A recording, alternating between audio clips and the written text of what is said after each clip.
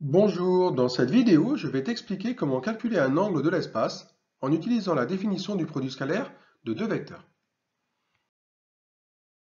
Je te rappelle tout d'abord la définition. On appelle produit scalaire de l'espace des vecteurs u et v, le produit noté vecteur u scalaire vecteur v égal au produit scalaire des vecteurs AB et AC dans le plan.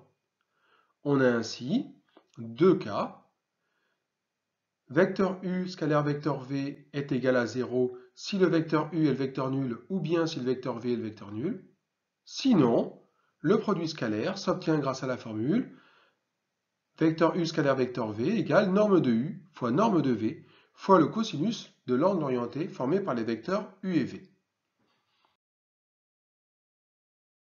Il en découle la formule suivante permettant de calculer un angle.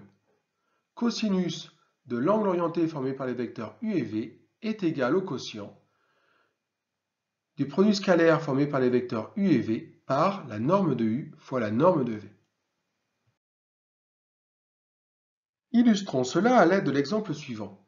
Dans un repère orthonormé de l'espace, on considère les points A de coordonnées 7, 2, 5, B de coordonnées 5, 4, 4 et C de coordonnées 5, 1, 1. Déterminer une valeur approchée, en radians, de l'angle orienté formé par les vecteurs AB et AC. En appliquant la formule avec vecteur U égale vecteur AB et vecteur V égale vecteur AC, on obtient cosinus de l'angle orienté formé par les vecteurs AB et AC est égal au produit scalaire des vecteurs AB et AC divisé par la norme du vecteur AB fois la norme du vecteur AC. Il nous faut alors calculer le produit scalaire des vecteurs AB et AC. Et comme nous sommes dans un repère orthonormé, on peut appliquer la formule du cours, mais nous avons besoin d'abord de connaître alors les coordonnées des vecteurs AB et AC.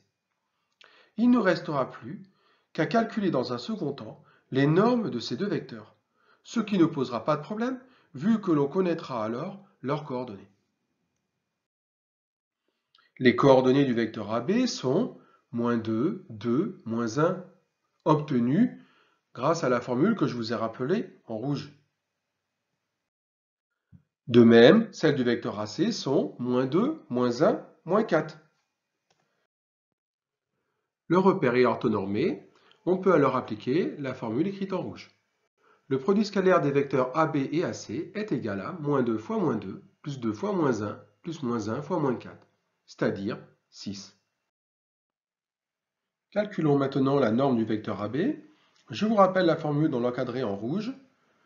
Pour un vecteur U de coordonnées x, y, z dans un repère orthonormé, on obtient que la longueur AB cherchée est égale à la racine carrée de -2 au carré plus 2 au carré plus -1 au carré, c'est-à-dire racine carrée de 9 et donc 3.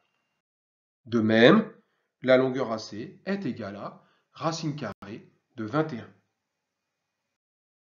Remplaçons alors dans la formule du cosinus, on obtient que le cosinus de l'angle orienté formé par les vecteurs AB et AC est égal à 6 sur 3 racine carrée de 21.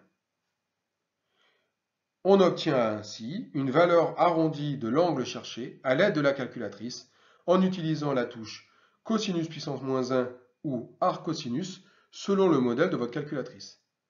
Et en faisant attention d'avoir sa calculatrice en mode radian. On conclut que l'angle orienté formé par les vecteurs AB et AC est environ égal à 1,1 radian. À bientôt pour une nouvelle vidéo.